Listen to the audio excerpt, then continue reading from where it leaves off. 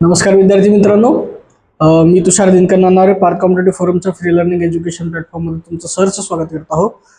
गेल्या काही दिवसापासून आपण कंबाईनची तयारी करण्यासाठी एक सिरीज सुरू केलेली आहे. त्याच्यामध्ये साधारणतः आपण बघितलं की जे काही आतापर्यंत भूगोल या विषयासंदर्भात जे आतापर्यंत आयोगाचे PYQ आलेले जे काही क्वेश्चन पेपर झालेले ते सगळे आपण साधारणतः चेक करत आहोत, त्याचा अनालिसिस करत आहोत. ज्याचा फायदा आपल्याला येणाऱ्या परीक्षेमध्ये नक्कीच होणार आहे. आणि त्याच्यामध्ये साधारणतः आतापर्यंत आपण 2017, 2018, 2019, 2020, 2021 इथपर्यंतचे क्वेश्चन बघितलेले. आता या लेक्चरमध्ये आपण 2022चा क्वेश्चन पेपर बघणार आहोत. ज्याच्यामध्ये साधारणतः आपल्याला भूगोल या विषया संदर्भातले 15 क्वेश्चन दिसत आहे.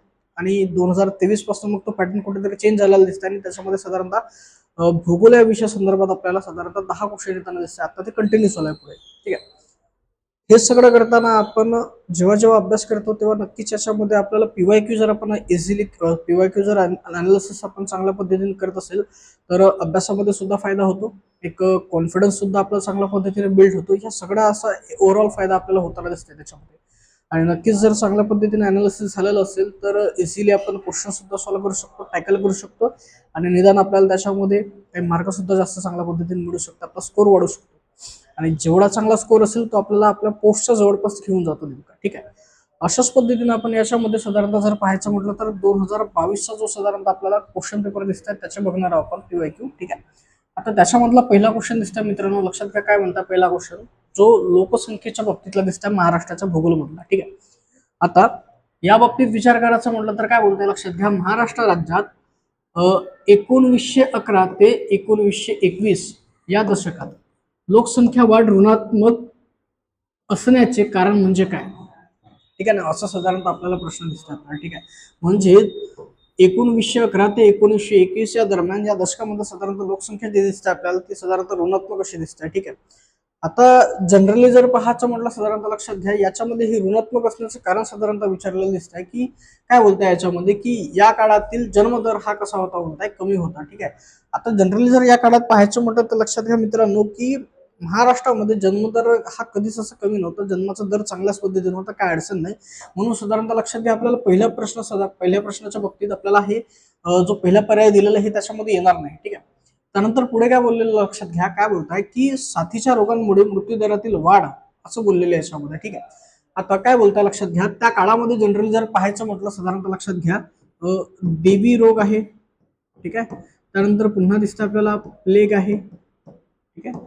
असे हे साथीचे रोग साधारणतः तेव्हा जास्तीत जास्त पसरलेले होते आणि जास्तीत जास्त हे रोग पसरल्यामुळे साधारणतः दिसते आपल्याला काय तर तेव्हा की मोठ्या प्रमाणात मृत्यूचं प्रमाण आपल्याला जास्तीत जास्त दिसतंय. ठीक आहे. आता मृत्यूचं प्रमाण जास्तीत जास्त दिसतंय म्हणजे मृत्यूदर वाढलेलं दिसत आहे. त्याच्यामुळे या ठिकाणी आपल्याला काय दिसतं लक्षात घ्या की ही जी ऋणात्मक दिसते वाढ ही दिसते आपल्याला लोकसंख्येची ही ऋणात्मक झालेली दिसते. ठीक आहे. म्हणजे हे आपल्याला काय दिसतं या ठिकाणी उत्तर बरोबर दिसतं. मग आता ही जी वाढ ऋणात्मक झालेली नेमकी मग महाराष्ट्राच्या बाबतीत आपल्या महाराष्ट्राच्या बाबतीत ही जी ऋणात्मक झालेली वाढ आहे ती नेमका त्याचा दर काय होता तो होता -0.31% इतकं साधारणतः आपल्याला दिसतंय. ठीक आहे. म्हणून साधारणतः लक्षात घ्या ही जे दशक साधारणतः दिसत आहे या दशकाला आपण याला बोललो आपण महाविभाजनाचे वर्ष असं सुद्धा बोललो. महाविभाजनाचे वर्ष असं सुद्धा बोलतो आपण. ठीक आहे. आता मग आपण हे सगळं जो आकडा बघितलेला दिसतंय की याच्यामध्ये महाराष्ट्राची ऋणात्मक वाढ साधारणतः इतकी दिसते आपल्याला ती -0.31% इतकी दिसते. ठीक आहे. पण भारताच्या बाबतीत पुन्हा असंच दिसतं आपल्याला काहीतरी. याच दशकामध्ये 1911 ते 1921 हे जे दशक दिसतंय याच्यामध्ये सुद्धा भारताची बोलतो मी, भारताची सुद्धा जी वाढ दिसते ही ऋणात्मक दिसते आपल्याला. मग ऋणात्मक किती दिसतं तर भारताची वाढ ती दिसते आपल्याला -2.91% अशी दिसते. ठीक आहे. ज्याच्यामध्ये साधारणतः जर पाहायचं म्हटलं मित्रांनो तर मृत्यूदर साधारणतः जर पाहायचं म्हटलं मृत्यूदर भारताच्या बाबतीत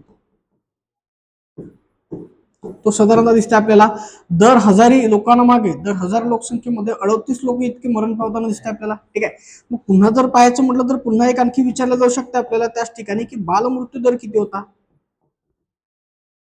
बालमृत्यू दर किती होता तेव्हा तर बालमृत्यू दर साधारणतः दिसते आपल्याला किती होता तर तो 271 इतका होता. म्हणजे साधारणतः जर पाहायचं म्हटलं या ठिकाणी हे जे फॅक्ट्स दिसते आपल्याला हे सगळे भारताच्या लोकसंख्येच्या बाबतीत कधीचे तर या दशकातली साधारणतः, ठीक आहे. याच्यामध्ये मृत्यूदर दिसते आपल्याला 10,000 पुरुषांमागे साधारणतः 38 लोक मरताना दिसते आणि बाल मृत्यूदर सुद्धा आपल्याला दिसते 271 इतके दिसते साधारणतः, ठीक आहे. हे सगळे फॅक्ट्स आपल्याला महत्वाचे दिसते साधारणतः, ठीक आहे. हे सगळे गरजेचं आपल्याला, ठीक आहे. पुढे पुढे दिसतं काय लक्षात घ्या आपल्याला, दुसरा प्रश्न आहे आणि दुसऱ्या प्रश्नामध्ये काय गोष्टी काय बोललेले याच्यामध्ये की महाराष्ट्र राज्य कृषी बाजार मंडळाची स्थापना कधी झालेली दिसते, ठीक आहे. इथे रिकामी जागा दिलेली, ठीक आहे ना, कधी झालेली असं बोललेले. साधारणतः हे जर पाहायचं म्हटलं की कृषी बाजार मंडळ जे असते साधारण, ठीक आहे, ते कृषी व विपणन संस्था जे असते त्याच्या अंतर्गत साधारणतः काम करताना दिसते, ज्याच्यामध्ये खरेदी आणि विक्री ही चालताना दिसते आपल्याला मोठ्या प्रमाणात शेतकी मालाची, ठीक आहे. आणि याच्यामध्ये एक दुर्भाग्य असं साधारणतः की याच्यामध्ये जे काही व्यापारी दिसते हे मोठ्या प्रमाणात शेतकऱ्याची इथं पिळवणूक करताना दिसते आपल्याला, ठीक आहे. पण या दरम्यान जर पाहायचं म्हटलं तर कृषी बाजार मंडळाची ही जी स्थापना दिसते मित्रांनो, ही कधी झालेली तर ही झालेली 23 मार्च 1984 ला झालेली आहे मित्रांनो, ठीक आहे. आता 84 हे साधारणतः लक्षात घ्या, क्वेश्चन मध्ये दिलेलं नाही, या ठिकाणी 86 दिलेलं आहे. त्यानंतर सेकंड मध्ये जर पाहायचं म्हटलं 87 दिसत आहे, थर्ड मध्ये 88 दिसत आहे आणि पुन्हा 4 मध्ये दिसत आहे आपल्याला काय तर 83 दिसत आहे. कुठेच आपल्याला या ठिकाणी 84 दिसत नाही. नेमकी स्थापना आपल्याला 23 मार्च 1984 ची दिसते, ठीक आहे. म्हणून आयोगाने पुढच्या काळात हा क्वेश्चन हॅशटॅग केलेला, कॅन्सल केलेला दिसतो आपल्याला, ठीक आहे. पुढे पुढे गेल्यानंतर आपण बघतो तिसरा क्वेश्चन आहे. तिसरा क्वेश्चन काय दिसतं लक्षात घ्या, हा एक उद्योग म्हणू शकतो पुन्हा आपण किंवा मग कृषीच्या संदर्भात सुद्धा म्हणू शकतो. अशा पद्धतीने आपला हा क्वेश्चन हा तयार केलेला दिसतो. काय बोललेलं तिसऱ्या क्वेश्चन मध्ये, भारतात रिकामी जागा या पिकाला सुवर्णतंतू म्हणतात असं बोललेलं, ठीक आहे. आता जनरली जर पाहायचं म्हटलं तर लक्षात घ्या या ठिकाणी पहिल्यांदा दिलं ताग आणि हे त्याचं काय दिसतं आपल्याला उत्तर दिसतं, ठीक आहे. एक जनरली पाहायचं म्हटलं तर तागाचा जो रंग दिसतोय, तागाचा रंग साधारणतः तो आपल्याला कसा दिसतोय, तो थोडक्यात तो गोल्डन असं दिसतंय. तागाचा रंग दिसतोय साधारणतः कसा दिसतोय आपल्याला, तो रंग दिसतोय आपल्याला तो गोल्डन असं दिसतंय, ठीक आहे. गोल्डन म्हणजे सुवर्ण दिसतंय, ठीक आहे. म्हणून त्याला काय बोलतो आपण सुवर्ण तंतू असं सुद्धा बोलतो, सुवर्ण तंतू असं म्हणतो. सुवर्ण तंतू म्हणजेच काय तर लक्षात घ्या मित्रांनो, गोल्डन फायबर, ठीक आहे. आता सुवर्ण तंतू सुद्धा आहे काय लक्षात घ्या, रंगामुळे बोलतो आपण त्याला. आणि त्यानंतर साधारणतः जर पाहायचं म्हटलं तर काय दिसतं आपल्याला, भारतामधलं महत्वाचं आपल्याला नगदी पीक सुद्धा दिसतं आपल्याला. हे भारतामधलं महत्वाचं नगदी पीक सुद्धा दिसतं मित्रांनो आपल्याला हे, ठीक आहे. ज्याची साधारणतः काढणी ही शेतामधून केल्यानंतर त्याला वाढवल्यानंतर साधारणतः लक्षात घ्या ते विक्रीसाठी उपलब्ध राहते किंवा मग त्याच्यापासून आपण वेगवेगळी साधारणतः जर गोणपाट असेल किंवा मग पुन्हा जे काही पोती वगैरे असतील किंवा मग पायपुसणी असेल किंवा मग एखाद्या कोणत्या बॅग्स वगैरे असतील पुन्हा आणखी, ठीक आहे. त्या सगळ्या साधारण पुन्हा सुतडी असेल, वेगवेगळ्या प्रकारच्या दोऱ्या असतील, ठीक आहे ना. अशा पद्धतीने वेगवेगळ्या ठिकाणी तागाचा आपण उपयोग करतो. पुन्हा तागाचा देठाचा वापर सुद्धा आपण कागद बनवण्यासाठी सुद्धा करतो. अशा वेगवेगळ्या पद्धतीने साधारणतः लक्षात घ्या हे नगदी पीक आपल्याला काम करताना दिसतं, ठीक आहे. म्हणून आपण त्याला बोलतो आपण सुवर्णतंतू असं म्हणतो, ठीक आहे. आता याच्यामध्ये सुवर्णतंतू म्हटलं तर बऱ्यापैकी विद्यार्थ्यांना वाटते लोकर किंवा रेशीम असं वाटते, जास्तीत जास्त तर रेशीमच्या बाबतीत वाटते मित्रांनो. पण हे कधीही या ठिकाणी फसण्यासारखी गोष्ट नाही, कधीही फसण्यासारखी गोष्ट नाही. तागाला बोलतो आपण सुवर्णतंतू, हे लक्षात घ्या मित्रांनो, ठीक आहे. इथपर्यंत लक्षात घेण्यासारखी गोष्ट. आपल्याला इथं फसवण्यासाठी इथं रेशीम सुद्धा दिलं, लक्षात घ्या, ठीक आहे ना. आहे काय हे तर ताग याचं उत्तर दिसतंय, ठीक आहे. पुढे पुढे चौथा प्रश्न बघू आपण. चौथ्या प्रश्नाबद्दल काय बोललेलं लक्षात घ्या, महाराष्ट्राच्या प्राकृतिक विभागाबद्दलचा प्रश्न आहे, ठीक आहे. आता याच्यामध्ये पुढे काय बोललेलं लक्षात घ्या, महाराष्ट्राच्या पश्चिमेस साधारणतः महाराष्ट्राचा नकाशा आपण लक्षात घेऊ शकतो साधारणतः असा काहीतरी इकडे आपल्याला हा महाराष्ट्राचा नकाशा दिसतो मित्रांनो.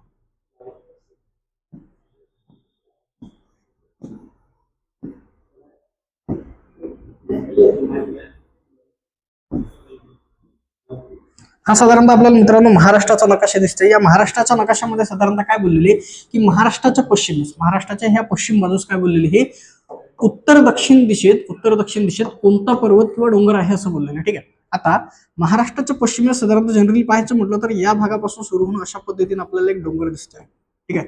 जो पर्वत आहे नेमका तो पर्वत. आता हा पर्वत कोणता महाराष्ट्राच्या पश्चिमेस जो साधारणतः जनरली पाहायचं म्हटलं तर काय दिसतं आपल्याला, पुन्हा उत्तरेकडून कुठे दिसतोय तो दक्षिणेकडे अशा पद्धतीने पसरलेला दिसतोय, ठीक आहे. आता हा जो उत्तरेकडून दक्षिणेकडे पसरलेला डोंगर दिसतोय त्याला बोलतो आपण काय बोलतो मित्रांनो, त्याला बोलतो सह्याद्री असं बोलतो, सह्याद्री, ठीक आहे. आता याच्यामध्ये पहिला ऑप्शन जो दिसतोय त्याच्यामध्ये सातपुडा दिलेला, तर सातपुडा कुठे नेमका, सातपुडा आपल्याला या ठिकाणी दिसतो, महाराष्ट्राच्या बिलकुल पुढे दिसतोय मित्रांनो, आपल्याला उत्तरेकडे असं दिसतं, ठीक आहे. जर कदाचित बोलले असते की महाराष्ट्राच्या उत्तरेकडे कोणता डोंगर आहे उत्तरेकडे डोंगर कोणता, तर आपण उत्तर दिलं असतं हे सातपुडा बोललो असतो. ठीक आहे. आता शंभू महादेवच्या बाबतीत दिसतं आपल्याला सेकंड मध्ये. ठीक आहे. तर शंभू महादेव डोंगररंग आपल्याला या ठिकाणी जाताना दिसतं मित्रांनो. ठीक आहे. तर महाराष्ट्राच्या दक्षिणेकडे महाराष्ट्र पठारावर जर बोलले असते तर आपलं शंभू महादेव हे उत्तर आलं असतं. त्यानंतर दिसतं आपल्याला काय, तर सातमाळा. ठीक आहे. आता सातमाळा आपल्याला पुन्हा महाराष्ट्र पठारावर या पद्धतीने पसरलेलं दिसतं मित्रांनो. ठीक आहे. तर हे आपल्याला काय बोललेले की फक्त महाराष्ट्राच्या पश्चिमेकडे आणि उत्तरेकडून दक्षिणेकडे पसरलेले डोंगररांग किंवा पर्वत कोणता, तर उत्तर दिसतं आपल्याला हे सह्याद्री असं दिसतं. ठीक आहे. म्हणजे चौथ्या प्रश्नाचं उत्तर याला दिसतं पर्याय क्रमांक 4 हे. ठीक आहे. पुढचा 5वा प्रश्न बघू आपण. 5व्या प्रश्नाबद्दल काय गोष्टी दिसतात लक्षात घ्या. पुढील विधाने अयोग्य की योग्य की अयोग्य असं बोललेले दिसतं आपल्याला. ठीक आहे. आता योग्य की अयोग्य असं बोललेलं आहे. ठीक आहे. संभ्रमामध्ये टाकलेलं दिसतंय, सगळं कन्फ्युज केलेलं दिसतंय. ठीक आहे ना. याच्यावर जायचं नाही. ठीक आहे ना. एकदा विधान वाचून त्याच्यानंतर ऑप्शन नुसार जाऊ. काय दिसतंय, शेतीच्या व्यापारीकरणाने अंडरलाईन करा व्यवस्थित. ठीक आहे ना. भांडवलदारी शेती प्रक्रियेला उत्तेजन मिळाले नाही असं बोललेले हे. ठीक आहे ना. शेतीचं जे काही व्यापारीकरण झालं, तर शेतीचं व्यापारीकरण म्हणजे काय नेमकं, जेव्हा आपल्याला दिसते की जेव्हा केव्हा आपण शेतीवर राबतो, शेतीमधनं पीक घेण्याचा उद्देश हा इतका राहत नाही आपला की फक्त आपल्या कुटुंबाचा एक उदरनिर्वाह भागला पाहिजे, म्हणजे स्वयंपाकासाठी जे काही अन्न आपल्याला खायसाठी लागताना दिसतं आपल्याला फक्त तेवढं भागलं नाही पाहिजे, तर याच्यापेक्षाही जास्त सखोल असं उत्पन्न आपण त्याच्यामधनं घेऊ शकलो पाहिजे. कशासाठी, तर मग ते बाजारात विकण्यासाठी, पैसा मिळवण्यासाठी हा उद्देश साधारणतः दिसत आहे. हे म्हणजे शेतीचं व्यापारीकरण. ठीक आहे. आता या शेतीच्या व्यापारीकरणाने भांडवलदारी शेती प्रक्रियेला उत्तेजन मिळाले नाही असे बोललेले. आता जर कदाचित मित्रांनो आपल्याला जर शेतीमधनं जास्तीत जास्त आपल्याला व्यापारीकरण करायचं म्हणजे जास्तीत जास्त उत्पन्न मिळवायचं आहे. ठीक आहे ना. तेव्हा साधी गोष्ट आहे, आपल्याला शेतामध्ये जास्तीत जास्त गोष्टी भांडवल गुंतवावं लागेल. ठीक आहे ना. मग त्याच्यासाठी कुंपण असेल, इरिगेशन असेल, किंवा मग वेगवेगळ्या प्रकारचे साधारणतः मग टूल्स असतील, त्याच्यामध्ये ट्रॅक्टर असेल किंवा नांगर असेल. ठीक आहे ना. किंवा मग फवारणी यंत्र असतील मोठे मोठे. ठीक आहे ना. जेणेकरून आपली शेती जे करणं बोलतो आपण ते एक टेक्निकली आपण चांगल्या पद्धतीने करू शकतो आणि चांगल्या पद्धतीने उत्पन्न सुद्धा आपण त्याच्यामुळे मिळवू शकतो. कमी वेळामध्ये जास्तीत जास्त काम आपण त्याच्याबद्दल करू शकतो. इथं बोललेले की भांडवलदारी शेती प्रक्रियेला उत्तेजन मिळाले नाही. ठीक आहे. आता जर व्यापारीकरण करायचं असेल शेतीचं आपल्याला, तर जास्तीत जास्त भांडवल गुंतवावं लागेल ना. ठीक ना. म्हणजे भांडवलदारी शेती जास्त होणारच. ठीक आहे. म्हणजे इथं नाही बोललेलं तर हे इथं नाही हे पाहिजे नव्हतं. ठीक आहे ना. त्याच्यामुळे साधारणतः काय दिसतं आपल्याला, हे स्टेटमेंट जे दिसते हे चुकीचं दिसतंय. ठीक आहे. आता पुढे काय बोललेले की सेकंड मध्ये काय बोलताय लक्षात घ्या. शेतीच्या व्यापारीकरणामुळे भाडेतत्वावरील वहिवाट आणि वाटे हिस्स्यामधील जमीन लागवडीचे प्रमाण वाढले असं बोललेले हे. ठीक आहे. आता लक्षात घ्या, जर कदाचित व्यापारीकरण होत आहे शेतीचं, ठीक आहे ना, आपल्याला जास्तीत जास्त उत्पन्न मिळवायचं आहे, कशासाठी, तर बाजारात विकासाठी आणि पैसा मिळवायचा आहे, तर साधी गोष्ट आहे की आपण भाडेतत्वावर आपण कोणाला जमीन देणार का. ठीक आहे ना. मग हे कुठेतरी क्रॉस होताना दिसतंय आपल्याला मित्रांनो. ठीक आहे. म्हणजे हे एकमेकाचा विरोधाभास आहे. ठीक आहे ना.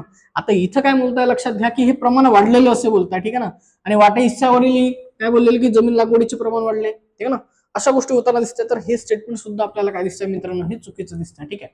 आता खाली बघू आपण काय बोललेलं. ठीक आहे. काय बोलताय, एक मध्ये काय बोललेले, आणि अ आणि ब ही योग्य विधाने आहेत असं बोललेले. ठीक आहे ना. जे आपल्याला माहित आहे की दोन्ही कशी आहेत, तर ही चुकीची आहेत. आपण पुढचं बघू काय बोलताय लक्षात घ्या. पुढच्या पर्यायामध्ये अ आणि ब योग्य विधाने नाहीत असं बोललेले. ठीक आहे ना. योग्य विधाने नाहीत म्हणजेच नेमकं काय, तर लक्षात घ्या अयोग्य विधाने आहेत. ठीक आहे ना.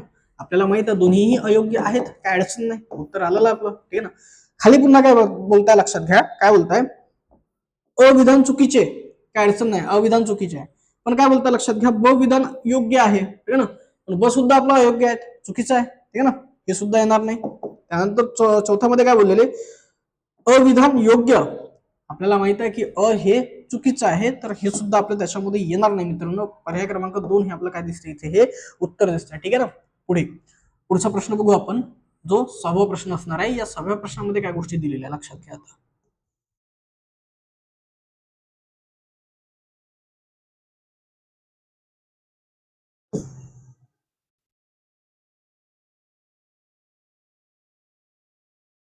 महाराष्ट्रामध्ये लोहखनिजाचे साठे खालीलपैकी कोणत्या जिल्ह्यात आहे असं बोललेलं. ठीक आहे. आता पहिल्यांदा लक्षात घ्या, मी लोहखनिजाचे साठे कोणत्या कोणत्या जिल्ह्यात आहेत ते एकदा सांगतो. ठीक आहे ना. त्याच्यामध्ये सर्वात जास्त साठे असणारा जिल्हा दिसतोय आपल्याला कोणता, तर तो चंद्रपूर दिसतोय. ठीक आहे. पुढे दिसतोय आपल्याला गडचिरोली, ठीक आहे. त्यानंतर दिसतंय आपल्याला पुढे गोंदिया, त्यानंतर नागपूर दिसतंय मित्रांनो, ठीक आहे. हे जे साधारणतः दिसतंय आपल्याला विदर्भात लोहखनिज आढळणारे जिल्हे दिसतंय आपल्याला. त्यानंतर कोकणामध्ये साधारणतः लक्षात घ्या आपल्याला सिंधुदुर्ग या ठिकाणी आपल्याला लोहखनिजाचा साठे दिसतोय पुन्हा, ठीक आहे. आता मग याच्यापैकी कोणते जिल्हे ऑप्शन मध्ये दिसतंय आपल्याला लक्षात घ्या. वर्धा. आता वर्धा याच्यामध्ये दिसतंय का आपल्याला? नाही दिसतंय, ठीक आहे. म्हणजे काय दिसतंय, हे तर काय दिसतंय आपल्याला पर्याय क्रमांक गेलेला दिसतंय, एलिमिनेट झालेला दिसतंय, ठीक आहे. पुढे नाशिकच्या बाबतीत दिसतं. नाशिक दिसतंय का आपल्याला याच्यामध्ये कुठे? तर नाशिक सुद्धा एलिमिनेट होईल. आणि त्यानंतर बुलढाणा बोललेले, तर बुलढाणा आहे का याच्यामध्ये? तर बुलढाणा सुद्धा एलिमिनेट होईल. राहिलेलं काय दिसतं आपल्याला? सिंधुदुर्ग, ज्यामध्ये काय दिसतंय तर आपल्याला हा कोकणाचा जिल्हा दिसतोय. तर कोकणामध्ये सिंधुदुर्ग जिल्ह्यामध्ये आपल्याला लोहखनिजाच्या साठे आढळताना दिसतंय मित्रांनो. इथे उत्तर मिळालं आपल्याला, ठीक आहे. पुढे 6वा प्रश्न बघू आपण. 6व्या प्रश्नाबद्दल काय बोलतोय लक्षात घ्या. आता सॉरी 7वा प्रश्न करेक्ट करतो पुन्हा मी. 7वा प्रश्न बघतो आपण. 7वा प्रश्न, ठीक आहे ना. काय बोललेले? महाराष्ट्रातील शेती संदर्भात, महाराष्ट्रातील शेती क्षेत्रासंबंधित काही समस्या खाली दिलेल्या आहेत, ठीक आहे ना. काही समस्या दिलेल्या महाराष्ट्राच्या शेती संदर्भात, ठीक आहे ना. काय बोललेले? त्यापैकी कोणती समस्या ही सामाजिक स्वरूपाची आहे? लक्षात घ्या, कोणती बोललेली ही सामाजिक स्वरूपाची, ठीक आहे ना. महाराष्ट्रातील शेती क्षेत्रासंबंधातील काही समस्या दिलेल्या आहेत बोललेले, काही समस्या आहेत, ठीक आहे ना. आणि त्यापैकी कोणतीही सामाजिक स्वरूपाची आहे असं प्रश्न साधारणतः दिसतंय आपल्याला, ठीक आहे. एक जर कदाचित आपल्याला एक अप्लाइड बेसवरचं जर चांगलं नॉलेज असेल, ठीक आहे ना, अप्लाइड बेसवरचं चांगलं जर नॉलेज असेल निदान, तर आपण हे प्रश्न चांगल्या पद्धतीने सॉल्व्ह करू शकतो, ठीक आहे. हा प्रश्न सोपा आहे, एकदा वाचा का. काय बोलता लक्षात घ्या, सामाजिक प्रकारचे बोलले, ठीक आहे. आता हवामानाची प्रतिकूल परिस्थिती असं बोलले, तर हवामानाची प्रतिकूल परिस्थिती हे कशामध्ये येते मित्रांनो? तर ही नैसर्गिक समस्या आहे. ही कशामध्ये येताना दिसते आपल्याला? ते नैसर्गिक समस्येमध्ये येताना दिसते,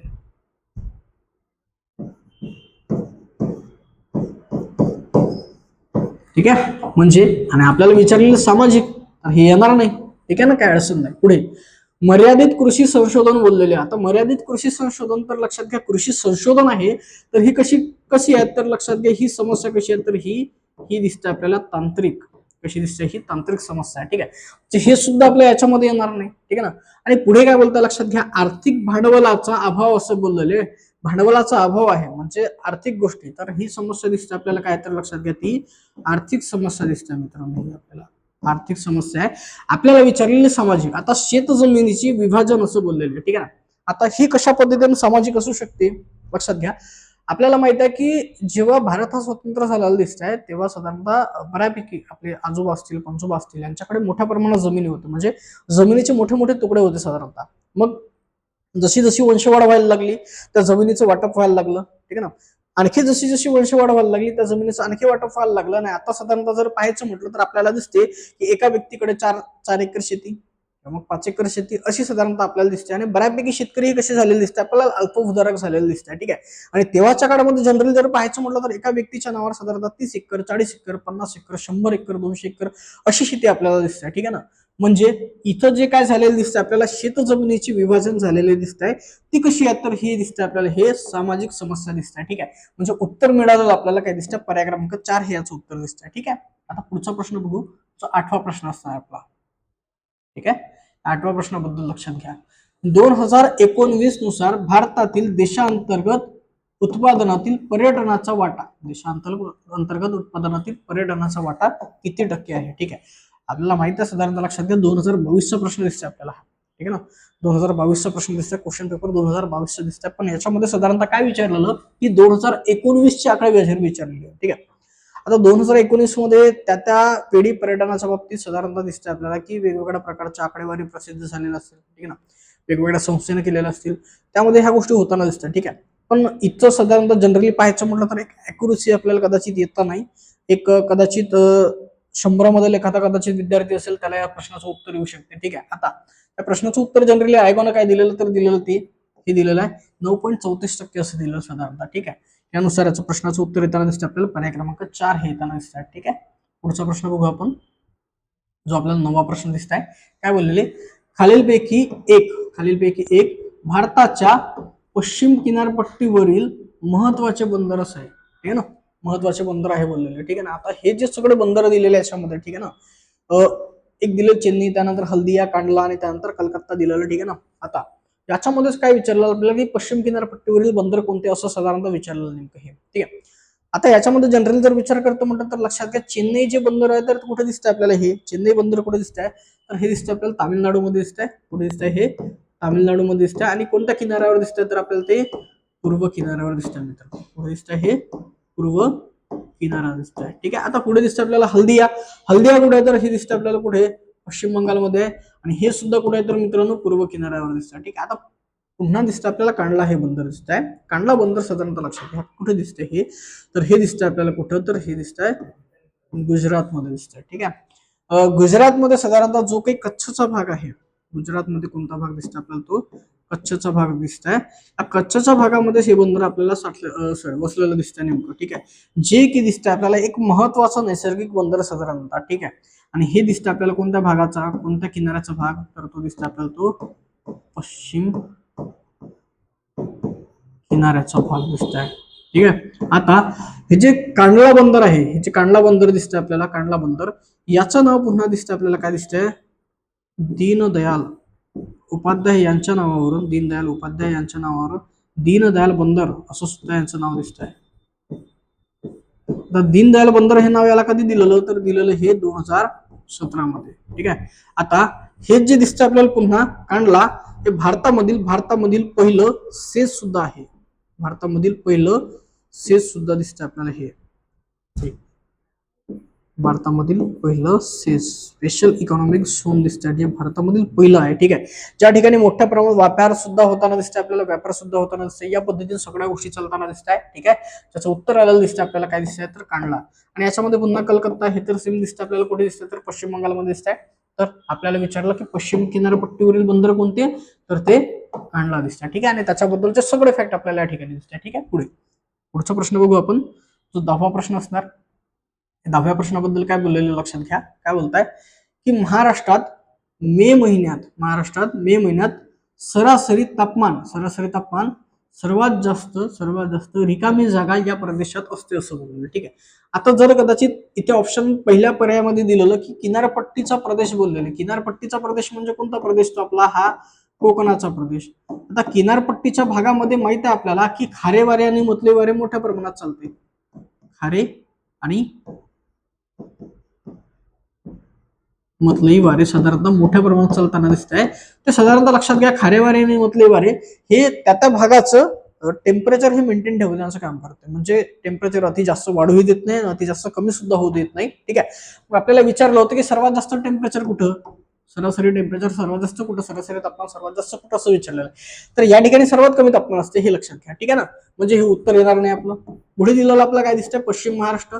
आता पश्चिम महाराष्ट्राच्या बाबतीत जर पाहायचं म्हटलं तर इरिगेशन मोठ्या प्रमाणात आहे. ठीक आहे ना. जलसिंचन आहे. त्यानंतर झाडेझुडपाचं प्रमाण मोठ्या प्रमाणात दिसतं आपल्याला. मान्य आहे की पावसाचं प्रमाण कमी, पण नद्या खूप मोठ्या प्रमाणात दिसतात, इरिगेशन दिसतं. ठीक आहे ना.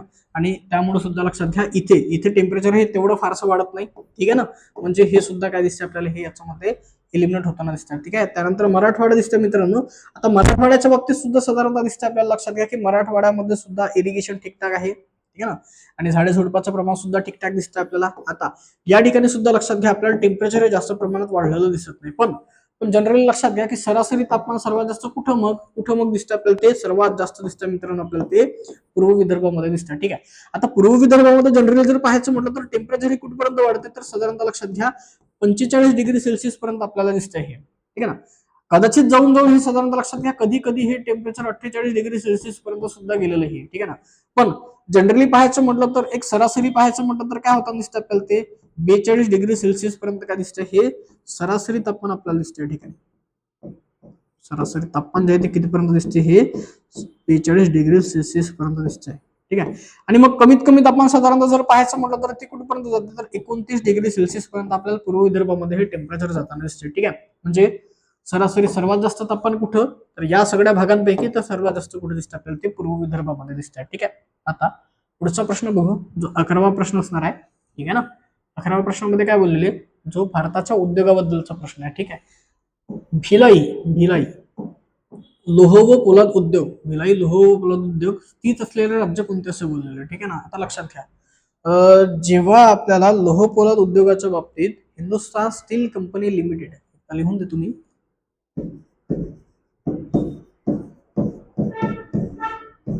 Hindustan steel company limited. ठीक आहे.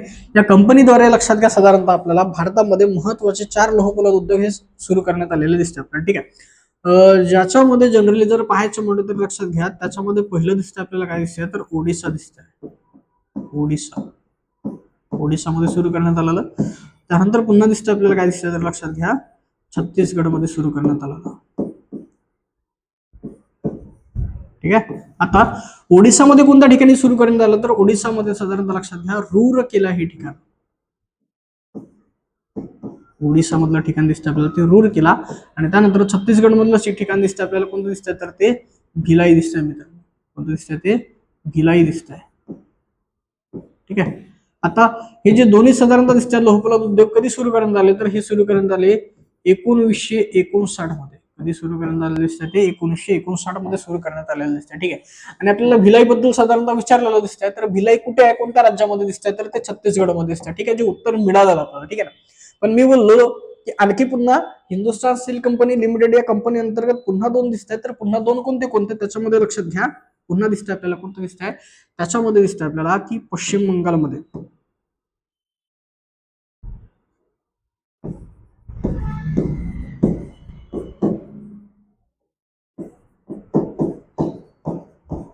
पश्चिम बंगालमध्ये दिसतंय मित्रांनो आपल्याला दुर्गापूर हे ठिकाण.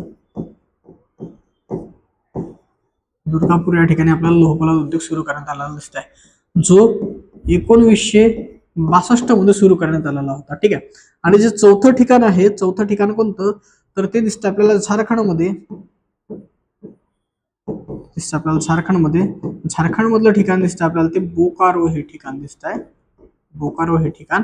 आणि हे सुरू करण्यात आलेलं दिसतंय आपल्याला ते 1972 मध्ये सुरू करण्यात आलेलं.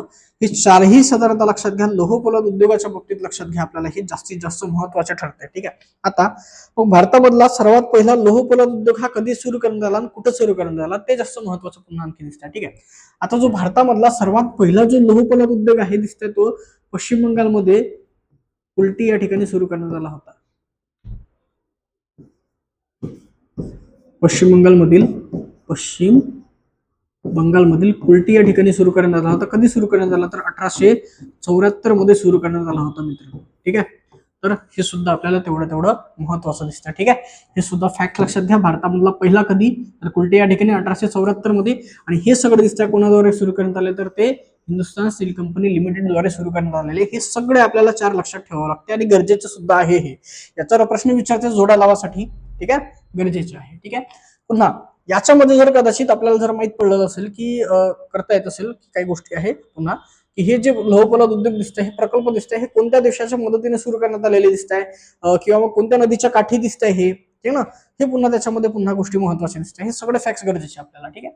पुढे 12वा क्वेश्चन बघू. 12व्या क्वेश्चन मध्ये काय गोष्टी दिसतात. ठीक आहे ना. काय बोललेले महाराष्ट्र राज्य शासनाने नीलक्रांती धोरण केव्हा जाहीर केले. आता हे जे नीलक्रांती धोरण आहे ते केलेले 2017 मध्ये जाहीर केलेले. आता याचा उद्देश नेमका काय होता की खाऱ्या पाण्यातील असो किंवा मग गोड्या पाण्यातील असो साधारणतः जे मासेमारी क्षेत्र दिसतंय याच्यामध्ये वृद्धी करणं. ठीक आहे ना. जे काही उत्पादन होताना दिसतं आपल्याला ते दुप्पट करणं हे जास्तीत जास्त महत्वाचं दिसतं. ठीक आहे ना. असा साधारणतः एक बेसिक असा उद्देश याच्यामध्ये होता. ठीक आहे. हे उद्देश साधारणतः जर परिपूर्ण करायचा असेल तर याच्यामध्ये दिसतं आपल्याला की जे मासेमारी करणारे लोक दिसत आहेत, जे कोळी लोक आहे, मच्छीमार लोक आहे. ठीक आहे ना. यांचं सुद्धा सक्षमीकरण करणे गरजेचं. त्यांच्यामध्ये पुन्हा डेव्हलपमेंट करणं गरजेचं. यांना वेगवेगळ्या टेक्नॉलॉजी असेल त्या पुरवणं गरजेचं. ठीक आहे ना. नेव्हिगेशन असेल समुद्रामध्ये ह्या सगळ्या गोष्टी पुरवणं गरजेचं दिसतं आपल्याला. पुन्हा सोबतच ते जे मासेमारी केलेले आपण मासे आहे पुन्हा यांचं स्टोअर करणं हे जास्तीत जास्त वेळ टिकून राहिले पाहिजे. हे सुद्धा साधारणतः आपल्याला ह्या सगळ्या नीलक्रांती धोरणामध्ये या गोष्टी आपल्याला दिसत आहे.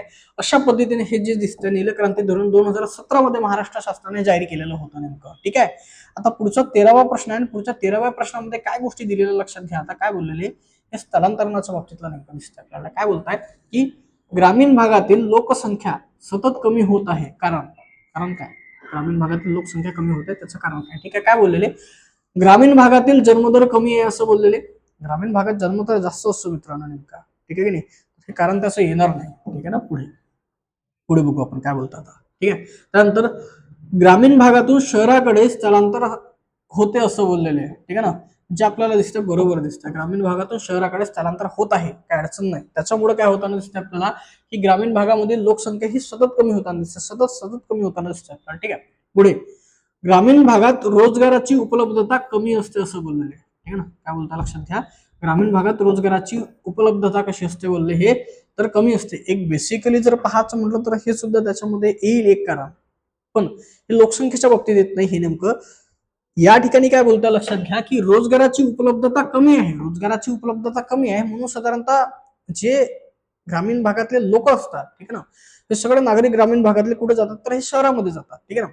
एक स्थलांतरणाचं कारण आपल्याला हे दिसतंय मित्रांनो, हे जे दिसतंय हे स्थलांतरणाचं कारण दिसतंय, हे लोकसंख्या कमी होण्याचं कारण आपल्याला दिसत नाही नेमकं. ठीक आहे की नाही. लोकसंख्या कमी होण्याचं कारण दिसत नाही. काय दिसतंय लोकसंख्या कमी होण्याचं कारण नेमकं काय की शहराकडे स्थलांतर होत आहे हे त्याचं नेमकं कारण. पुन्हा काय बोलताय ग्रामीण भागात मृत्यूदर जास्त आहे असं बोललेलं आहे. काय अडचण नाही, ग्रामीण भागात मृत्यूदर आहे, पण हे त्याचं कारण असू शकत नाही मित्रांनो. ठीक आहे. म्हणजे याचं कारण काय फक्त लक्षात घ्या, आपल्याला दिसतंय फक्त बी मध्ये दिसतंय. ठीक आहे. सी सुद्धा नव्हता आपला. ठीक आहे. दिसतंय आपल्याला कुठे दिसतंय या ठिकाणी दिसतंय का बी आणि सी दिलेलं. ठीक आहे. सी सुद्धा येत नाही आपलं. त्यानंतर फक्त बी दिसतंय आपल्याला पर्याय क्रमांक 2 मध्ये दिसतंय. ठीक आहे. काय अडचण नाही. 13व्या प्रश्नाचं उत्तर आपल्याला मिळालेलं आहे. पुढे बघू आपण 14वा क्वेश्चन. 14व्या प्रश्नामध्ये काय बोललेले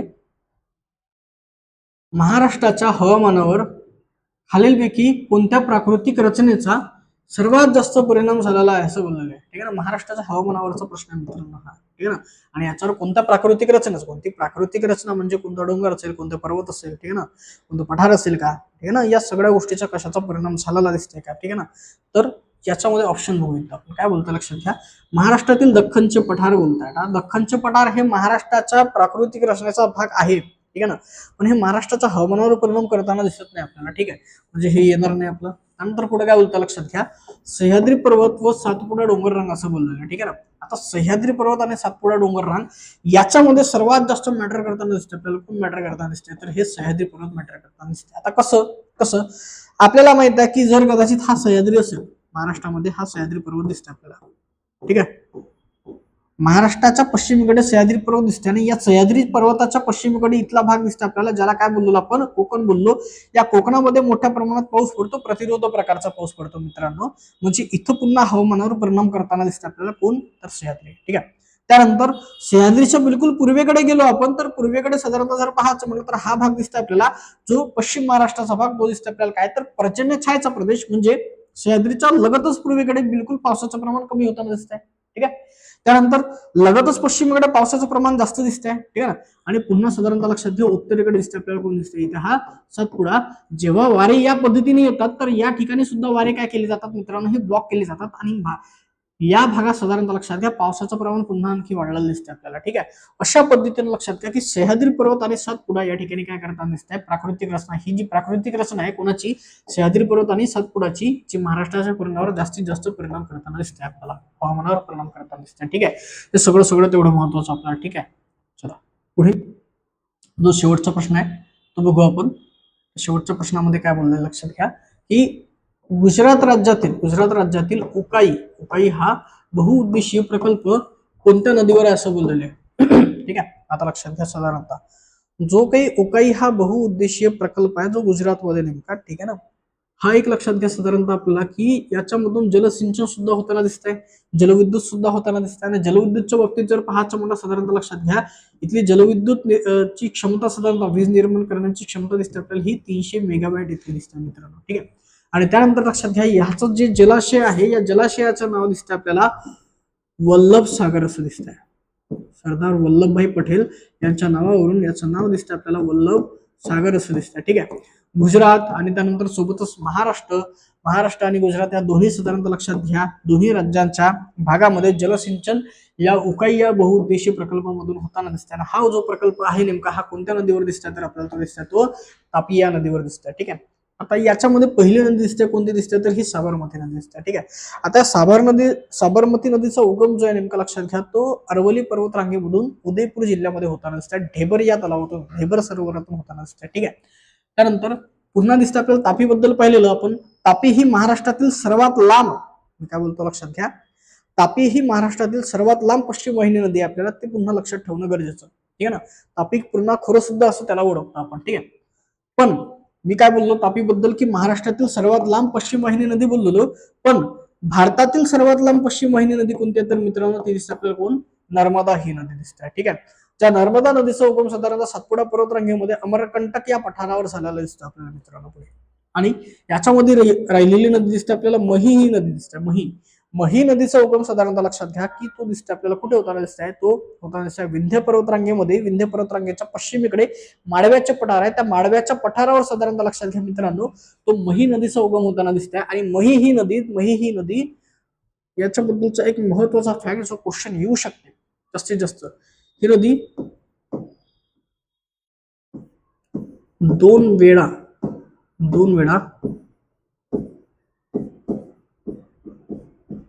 कर्कवृत्त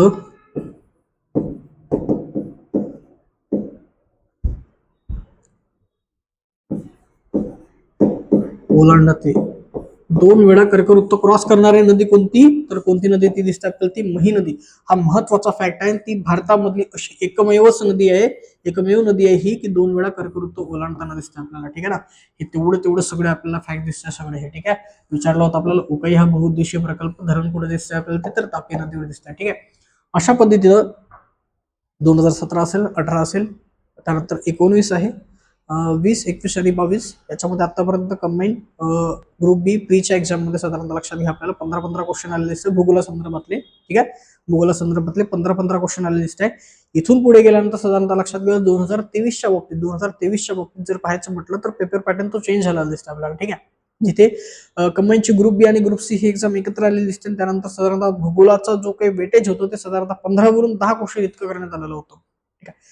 आता त्याच पद्धतीने साधारणतः लक्षात घ्या ही जे दिसते आपल्याला 2023 आहे, 24 आहे आणि 25 आहे, हे सुद्धा आपण क्वेश्चन पेपर चांगल्या पद्धतीने एक्सप्लेन करू, अनालिसिस करू, जेणेकरून आपल्याला अभ्यासात नक्कीच फायदा होईल, ठीक आहे. सर कदाचित तुम्ही आतापर्यंत या मागे झालेले क्वेश्चन पेपरची जी काही सिरीज बोलतो मी, पीवायक्यूची सिरीजचे क्वेश्चन पेपर बोलतो 17, 18, 19, 20, 21 पर्यंत तुम्ही पाहिलेलं नसेल तुम्ही एकदा बघून घ्या, तुम्हाला नक्कीच त्याचा फायदा होईल, हे मी नक्की गॅरंटी देऊन सांगू शकतो नेमकं. आणि अशाच पद्धतीने पुढे येणारे सुद्धा जे काही लेक्चर असतील क्वेश्चन पेपर पीवायक्यूचे ते सुद्धा तुम्ही अटेंड करा नेमका, जेणेकरून भूगोलाच्या बाबतीत तुमचा स्कोर जो नेमका येताना दिसतात सध्या तरी त्याच्यामध्ये तुमचे नक्कीच वाढ होईल नेमकी, ठीक आहे ना. हे सगळं आपल्याला या पद्धतीने चालणार आहे, ठीक आहे. हे सगळं आपल्याला या पद्धतीने गरजेचं आहे, ठीक आहे. तोपर्यंत धन्यवाद.